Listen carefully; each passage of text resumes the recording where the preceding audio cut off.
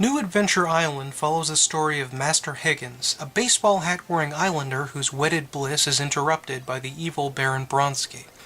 He has to go off once again to find his beautiful bride and several island children that have been kidnapped. New Adventure Island was released in 1992 for the Turbo-Graphix 16.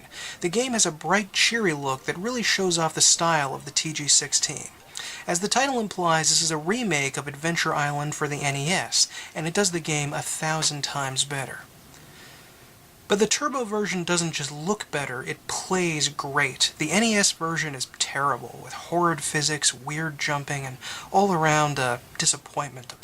New Adventure Island is a fast-moving platformer where you try to guide Higgins to the end of the stage before a timer runs out.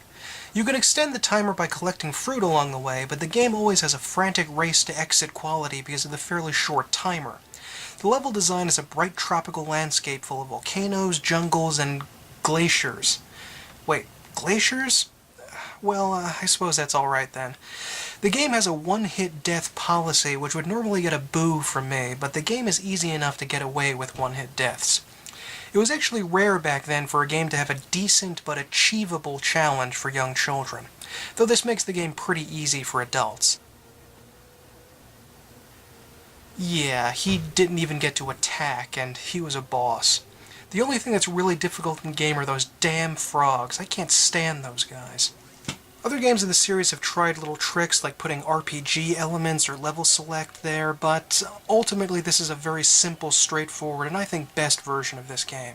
Higgins is given an array of primitive weapons, including boomerangs, arrows, and the ever-useful throwing axe.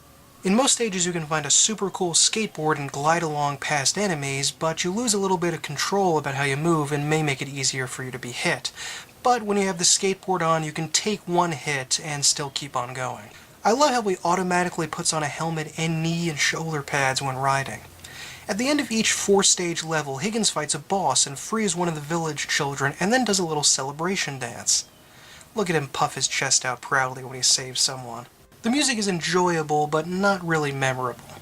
All in all, the game has good controls, looks sunny, cheerful, and tropical, which is almost the entire reason I play these games anyway, to see a happy, primitive, or prehistoric landscape, and has a wonderful sense of humor. It may not be a difficult game, but it is a bright, fun diversion that I periodically play to get a big nostalgia kick. I give the game a 3.5 out of 5.